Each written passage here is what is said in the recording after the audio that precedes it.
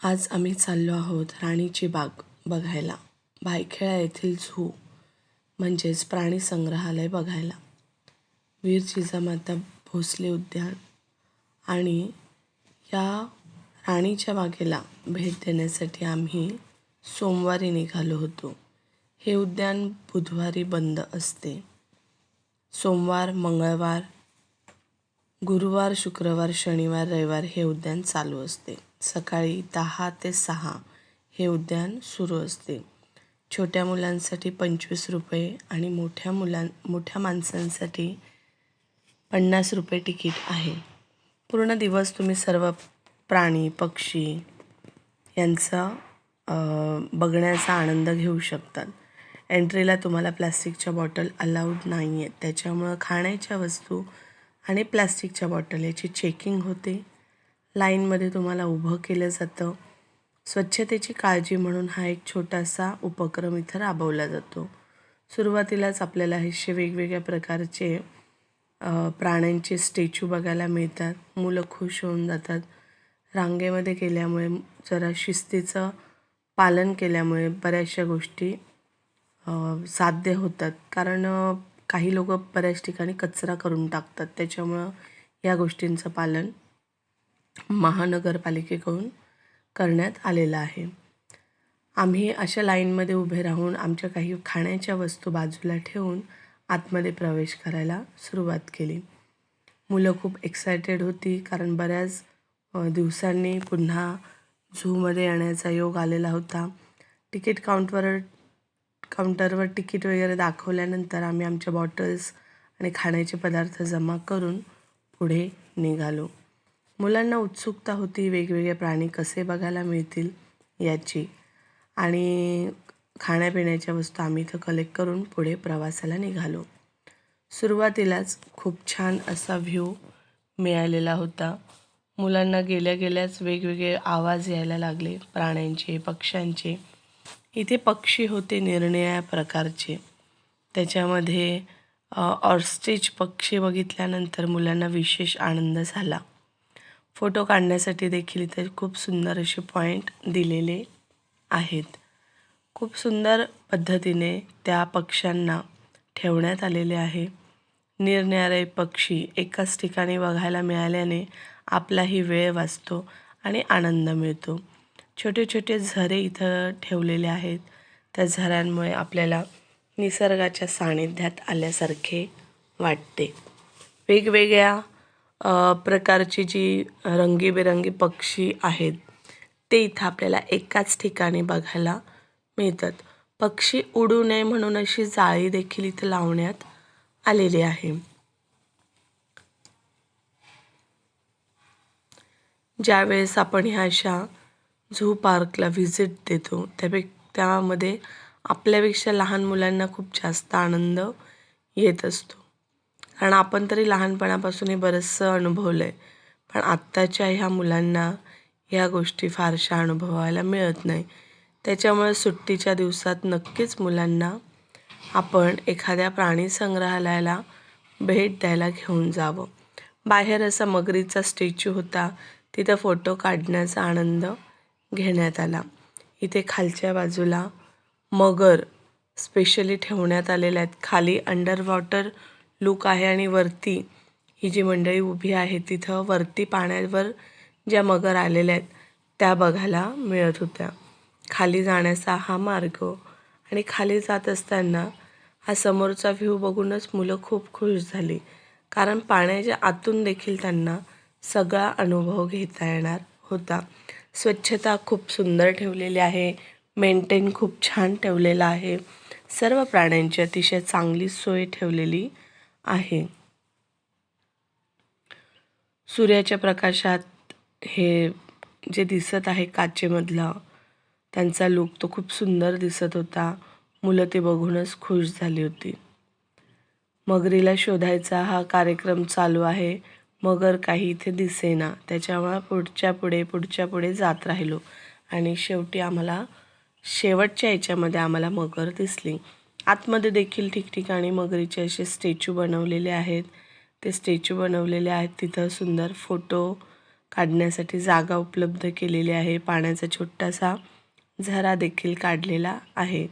बऱ्याच फोटोप्रेमींनी इथे फोटो काढण्याचा आनंद लुटला. खूप छान मेंटेन ठेवून सर्वांना छान वाटेल असं समावेशक असं हे प्राणी संग्रहालय बनवलेलं आहे. फायनली इथं आल्यानंतर एका ठिकाणी आम्हाला मगर दिसली आणि तो मगरीचा लूक काहीसा असा होता.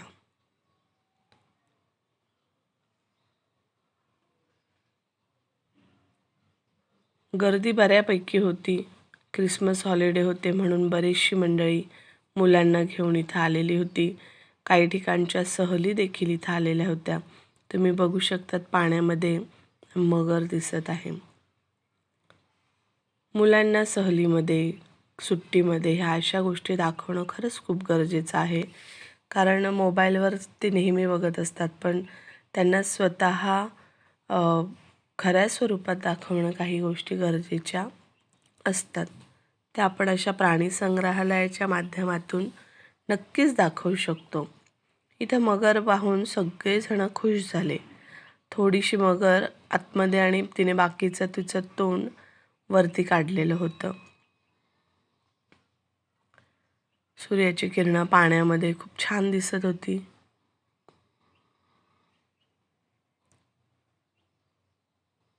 तीन ते 4 मगर इथं बघायला मिळाल्या.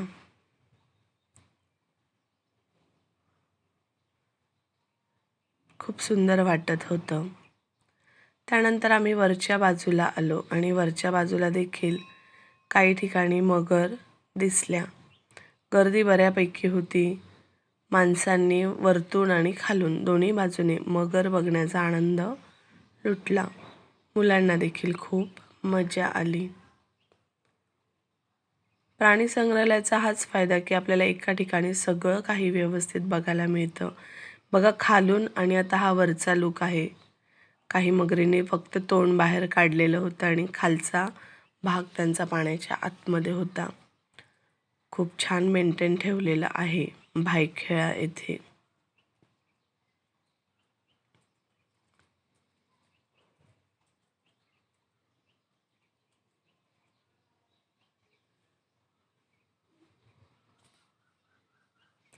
आपण प्राणी बघत असताना खूप व्यवस्थित असं सुरक्षित अंतर ठेवण्याची देखील इथं काळजी घेतलेली आहे, जेणेकरून काही अपघात होता कामा नये. पाणी खूप स्वच्छ होतं. मगरींना बाहेर येऊन सुद्धा जमिनीवर त्यांना थांबण्यासाठी ह्या बाजूला खूप मोठा स्पेस दिलेला होता. खूप छान ठेवलेला आहे.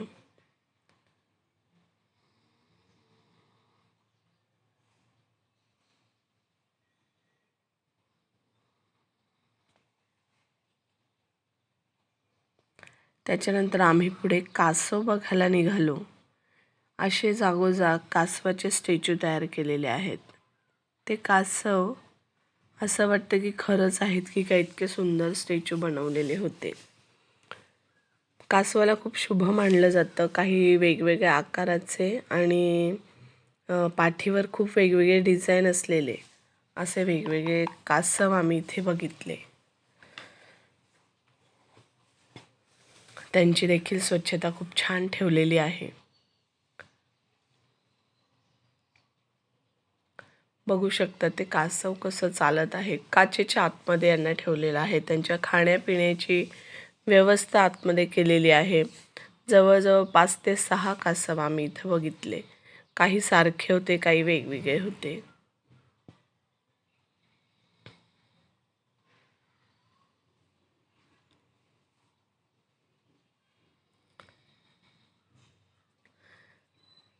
पाठीवर खूप सुंदर अशी डिझाईन होती कासवांच्या. 3 ते 4 डिझाईन आम्हाला बघायला मिळाल्या.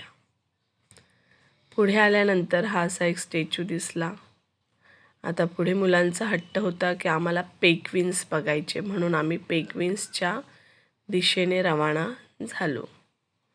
पेंग्विन बघायच्या अगोदर ही सुंदर गावठी गुलाबांची एक सुंदर प्रजाती इथं लावलेली होती. संपूर्ण ठिकाणी गुलाबच गुलाब होते. मेंटेन खूप छान ठेवलेलं आहे.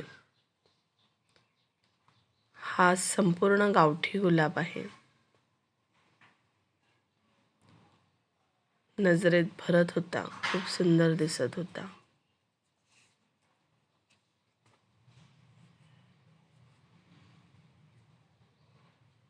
प्राणी पक्षी सर्व काही एकाच ठिकाणी बघायला मिळायचा आनंद वाटला. जागोजागी असे बाक देखील ठेवलेले आहेत, कारण अंतर भरपूर आहे.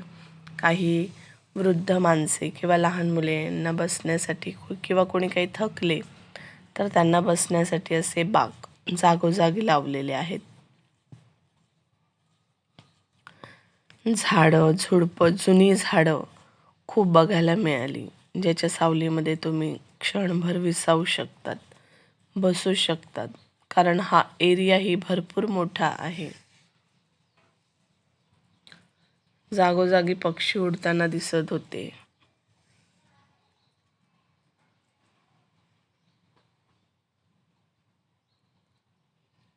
पाण्याची देखील खूप चांगली सोय ठेवलेली आहे. आतमध्ये पिण्याचं पाणी, वॉशरूम याची देखील व्यवस्थित सोय ठेवलेली आहे.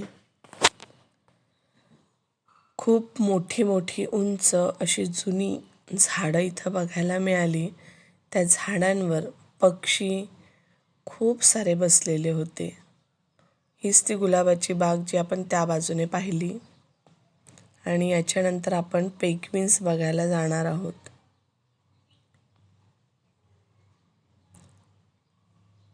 झाडं जुनी असोत की नवी, खूप छान पद्धतीने मेंटेन ठेवलेली आहेत. निरनिराळ्या प्रकारची झाडं देखील तुम्हाला इथं बघायला मिळतील. जरी प्राणी संग्रहालय असलं तरी झाडांच्या देखील खूप साऱ्या व्हरायटी इथे तुम्हाला बघायला मिळू शकतात. संध्याकाळ होत आलेली बरीचशी मंडळी चालायला देखील इथं आलेली समजली. जी कोणी जवळ राहत असतील ती मंडळी येत असणार इथं अगदी सहज. छान वाटत होतं निसर्गाच्या सानिध्यात बसायला. आम्हीही चालून चालून थकलेलो होतो, नंतर काही ठिकाणी बसून राहिलो. हे असे प्राणी आपल्याला खूप सारे बघायला मिळालेत. साबरशिंग एरिया त्यांना राहण्यासाठी खूप मोठा करून दिलेला आहे. आम्ही वाघ बघायला गेलो, पण वाघ नेमका झोपलेला होता, म्हणून वाघ काही बघता आला नव्हता. आणि पेंग्विन जेव्हा आम्ही बघायला गेलो तेव्हा पेंग्विनच्या शूटिंगला आम्हाला अलाउ केलं नाही, त्याच्यामुळे पेंग्विनची शूटिंग घेता आली नाही. एकंदरीत सर्व ठिकाणी खूप छान वाटलं. निरनिराळे प्राणी पक्षी एका ठिकाणी बघण्याचा आनंद मिळाला. खूप साऱ्या वनस्पती बघायला मिळाल्या, प्राणी बघायला मिळाले.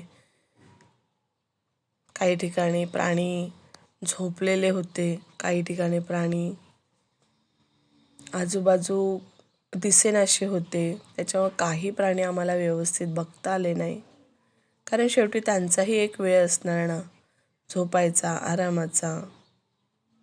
त्यामुळे काही प्राणी आम्ही बघू शकलो नाही, पण जे काही प्राणी आम्ही बघितले ते तुम्हाला दाखवण्याचा हा प्रयत्न केलेला आहे.